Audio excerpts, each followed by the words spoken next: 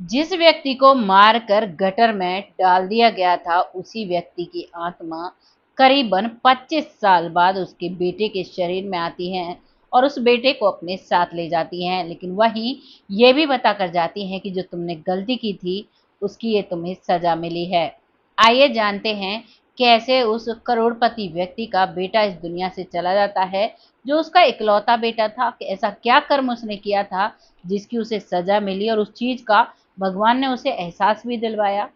आइए जानते हैं सच्ची घटना में। नमस्कार, मैं महक चौधरी आज आपके सामने कोलकाता की एक सच्ची घटना लेकर आई हूँ।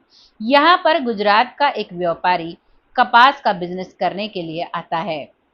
वहीं पर एक बंगाली भी अपने गांव की जमीन बेचकर यहाँ पर बिजनेस करने के लिए आता है। उसका परिवार उसके गांव में था। वो बेचारा कम पढ़ा लिखा था, लेकिन ये जो व्यापारी था ये ज्यादा पढ़ा लिखा था।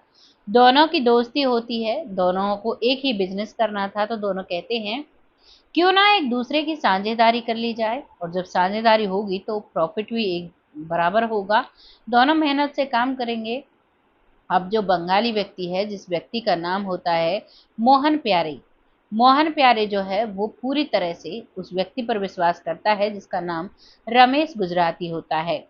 और वो अपने सारे पैसे रमेश गुजराती को दे देता है। कहता है सामान इकट्ठा लाना है, दुकान इकट्ठी खोलनी है, बिजनेस इकट्ठा करना है, तो क्यों ना सारे पैसे तुम ही रख लो। अनजान शहर था, वो बंगाल से आया, वो गुजरात से आया। कलकत्ता शहर में वो लोग दोनों साथ रहते थे। अब जो गुजराती है उसके दिमाग में एक बहुत बड़ा एक क्राइम सीन घूम जाता है, और वो बंगाली से कहता है क्यों ना चलें, वहां पर एक बड़ी बिजनेस डील लगी है, उसे बात करके आनी है, और वहां पर कुछ काम भी है। और वो अपने उस दोस्त बंगाली मोहन प्यारे मिश्रे को अपने साथ लेकर जाता है। दोनों जाते हैं, ट्रेन से उतरते हैं तो वो एक दिन पहले इसी सिलसिले में आया था, और जो स्टेशन पर एक भजिया बेचने वाला था उससे कहा था कि कल मैं अपने साथ एक अपने दोस्त को लेकर आऊंगा और उसका काम तमाम करना है। मैं तुम्हें बहुत सारे पैसे दूंगा, क्या तुम मेरी मदद कर सकते हो। वो भजिए बेचने वाला बहुत गरीब व्यक्ति था, और वो अपनी पत्नी से बात करके कह देता है कि आप ले आना, हम लोग मदद कर देंगे। जैसे ही वो स्टेशन पर उतरता है तो वो भजिए बेचने वाला सामने से आता है और कहता है साहब भजिए ले लो। तभी जो गुजराती है वो कहने लगता है कि आज हमें यहीं ठहरना है, क्या आपकी नज़र में कोई कमरा है। तभी वो भजिए वाला कहता है हाँ साहब, हमारे घर पर है, थोड़ा महंगा पड़ेगा, लेकिन आपको खाने पीने का सब वहीं पर इंतजाम मिल जाएगा। इस चीज को देखकर बंगाली और गुजराती दोनों हाँ भर लेते हैं।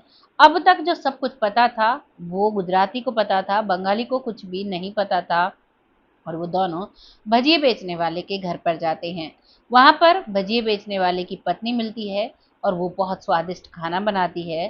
खाना में जहरीला पदार्थ मिला देती है और एक थाली तैयार करती है, जो थाली सिर्फ जो बंगाल से आया व्यक्ति था, जो अपनी जमीन बेचकर बिजनेस करने के लिए आया था, उसको दिया जाता है। वो खाना खाता है, खाना खाने के बाद वो बेहोश होने लगता है और उसकी सांसें थम जाती हैं। तीनों इस प्लान में शामिल थे। अब वो तीनों उसे उठाकर वहीं के एक बहुत ही गहरे गटर में डाल देते हैं, ऊपर से उसका ढक्कन लगा देते हैं। और अब वो एक लावारिस, एक डेड बॉडी बन चुकी थी, क्योंकि उसके शरीर सारे जो जरूरी डॉक्यूमेंट्स थे वो उन्होंने ले लिए थे और जला दिए थे। अब जितना भी पैसा था वो सारा गुजराती के पास रह जाता है। रमेश गुजराती उस पैसे से बिजनेस करता है, और उसमें से कुछ पैसा उस भजिए बेचने वाले की पत्नी को भी देता है। वो पत्नी उन पैसों को अपने काम में लेती है, लेकिन एक भयानक दुर्घटना में वो इस दुनिया से चली जाती है।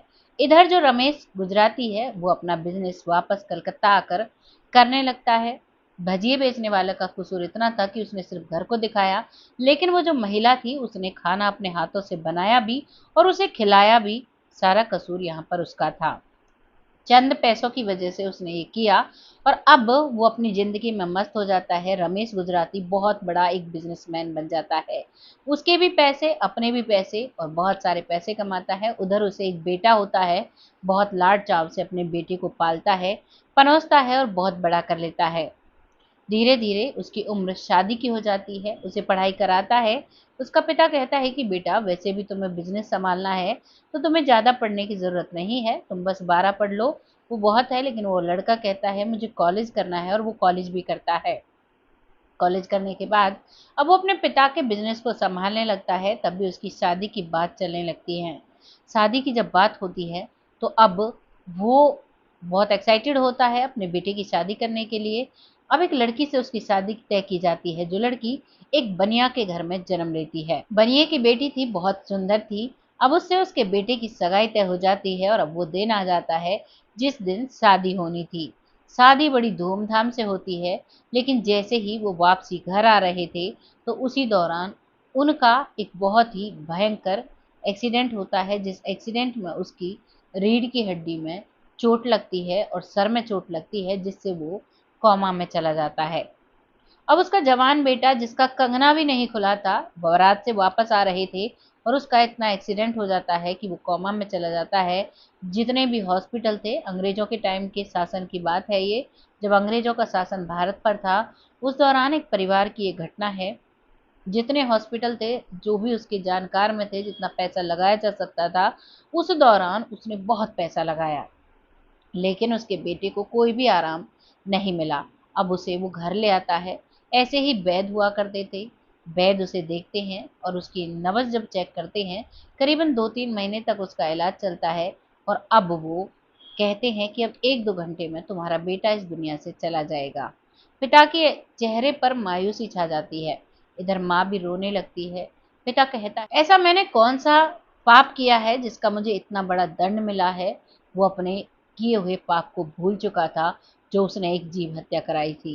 कहते हैं ना, इंसान गलत चीज़ों को बहुत जल्दी भूल जाता है और अच्छाई अगर किसी के साथ कर दे तो बार-बार उसे रिपीट करता है, उसे याद करता है। अगर मंदिर में दान करता है तो रेडियो में अनाउंसमेंट कराता है, किसी गरीब को देता है तो वीडियो बनाता है। वैसा ही आज समय चल पड़ा है। कोई किसी की मदद भी करता है तो साथ ही साथ वीडियो बनती है और वीडियो के साथ बहुत से लोगों का कहना होता है कि भाई, इससे हम लोगों को जागरूक करना चाहते हैं, वो लोग अवेयर हों।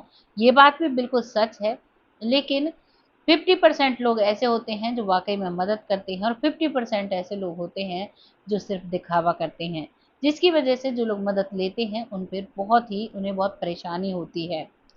इसीलिए इंसान को मदद करते टाइम चीज़ों को भूल जाना चाहिए और अगर आप कुछ गलत करते हो तो उसे याद रखना चाहिए। वो पिता डरते डराते रात का इंतजार करने लगता है। कहता है, 1 घंटा तो अभी निकलने वाला है, अब क्या होगा।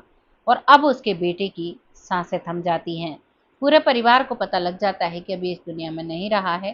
जो रिश्तेदारी थी उनमें भी कॉल किया गया और सब लोग बहुत जोर से रोते हैं। उसकी माँ कहती है, मेरी बहू का कंगना भी नहीं खुला, इसका क्या दोष था। बहुत रोते हैं, लेकिन एकदम मध्यम रात्रि यानी कि आधी रात को करीबन 1 बजे वो व्यक्ति जो इस दुनिया में नहीं रहा था, वो उठकर बैठा हो जाता है। शरीर जो है वो कंकाल बन चुका था, हड्डियों का ढांचा बन चुका था, उसमें खून की एक बूंद तक नहीं बची थी और वो जीवित हो गया। तभी उसका पिता खुश हो जाता है और कहता है, बेटी तुम जीवित हो गए। तो वो कहता है कि हाँ, मैं जीवित हो गया, लेकिन मैं तुम्हारा बेटा नहीं हूँ। वो कहता है, और तुम कौन हो। तभी वो कहता है कि बहुत जल्दी भूल गए, मैं मोहन प्यारे हूँ, जो बंगाल से बिजनेस करने के लिए कोलकाता आया था और तुमने मुझे मारकर गटर में डाल दिया था। वो जोर जोर से रोने लगता है और कहता है कि मैंने बहुत बड़ा पाप किया था जिसे मैं भूल चुका था, मुझे माफ कर दो, करते टाइम मैंने कर दिया था, लेकिन अब पश्चाताप भी होता है तो क्या करूं। तुम्हें मैं वापस जीवित तो नहीं कर सकता, लेकिन मेरे बेटे के साथ ऐसा क्यों हुआ, और अपने बेटे की भी मैं छोड़ता हूँ, क्योंकि मैंने पाप किया तो मेरा पाप मेरे बेटे को लगा होगा। लेकिन ये जो बनिया की बेटी है जिसने मेरे बेटे से शादी की, इसको किस बात की सजा मिल रही है। जिसने शादी की, जिसका कंगना भी नहीं खुला, और उसे इस दुनिया से, उसका पति इस दुनिया से चला जाता है, उसे विधवा कर जाता है। अब सारी उम्र उसे विधवा का लिबास लेकर रहना पड़ेगा। तभी वो कहता है, भूल गए, ये वही भजिए वाले की पत्नी थी पिछले जन्म में, और अब इसने जन्म लिया और अब ये बनिए की बेटी बनी है। इसे उसी कर्म का दंड मिल रहा है। इसने मुझे धोखे से एक जहरीला पदार्थ देकर तुम्हारे साथ मिलकर मुझे मारा था, इसीलिए इस जन्म में वो तुम्हारे साथ मिलकर उस दुख को भोगेगी। और इतना कहते ही मोहन प्यारे इस दुनिया से चला जाता है और वो जमीन पर जो शरीर था जिसके अंदर वो आया था, वो वापस से गिर जाता है। यह सब कुछ देखकर वो परिवार सहम जाता है, क्योंकि ये बात जो रमेश गुजराती था उसने अपनी पत्नी को भी नहीं बताई थी, बच्चों को तो दूर की बात है। जैसे ही ये बात सबके सामने आती है, पूरा परिवार उस गुजराती पर थू थू करने लगता है और वो शर्म की वजह से नजरें नहीं उठाता है और वो बहुत परेशान रहता है। लेकिन क्या करें, बेटे की जुदाई भुगतनी थी, अपने पापों का जो प्रायश्चित है वो यहीं पर करना पड़ता है। इसीलिए हम हर वीडियो में कहते हैं, अपने जो आपका जीवन है उसे आप संभाल के चलिए, कोई भी गलत काम ऐसा ना हो जाए, क्योंकि आपको कोई भी नहीं देखता है लेकिन भगवान आपको जरूर देखता है। इसीलिए आप सतर्क रहें, होशियार रहें और अपने जीवन में सच्चाई के रास्ते पर चलें। आपको ये कहानी कैसी लगी है कमेंट सेक्शन में ज़रूर लिखिएगा।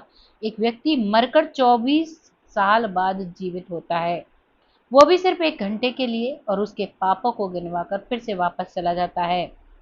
कहाँ पर वो आत्मा रही होगी? ब्रह्मांड में 24 साल तक कहाँ भटकी होगी? आप अंदाजा लगा सकते हो, क्योंकि पुनर्जन्म एक सच्चाई है, मरकर जीवित होना भी एक सच्चाई है। वाकई में अगर भगवान होता है तो शैतान भी होता है, और शैतान है तो भगवान भी है, ये वाकई में सच्चाई है। ये वीडियो समाप्त हो जाता है, ये कहानी समाप्त हो जाती है, लेकिन जाते जाते एक बहुत अच्छा संदेश देकर जाती है कि इंसान को कभी भी अपना ऐसा वक्त नहीं भूलना चाहिए जब उसने गलत किया। गलत करते समय उसको 1-2 बार ज़रूर सोचना चाहिए कि वो कभी कुछ गलत ना करे। आपको ये कहानी जैसी भी लगी है, अपने जीवन में इन चीज़ों को अप्लाई कीजिएगा, अपने जीवन में एक सच्ची सीख के साथ चलिएगा, और जो भी आपको लगा है कमेंट बॉक्स में लिखिएगा। आप सभी का तहे दिल से धन्यवाद करना चाहूँगी, क्योंकि आप लोगों के सपोर्ट से ही हम वीडियो बनाने के लिए मजबूर हो जाते हैं और एक कहानी आपके सामने लेकर आते हैं जो सच कहानी होती है, सच्चाई पर आधारित होती है। आपको जैसी भी लगी है लिखिएगा ज़रूर। बहुत जल्द ऐसी ही एक सच्ची कहानी के साथ आती हूँ। तब तक आप सब खुश रहें, आबाद रहें, भगवान से यही दुआ करती हूँ। तब तक के लिए जय हिंद, जय भारत।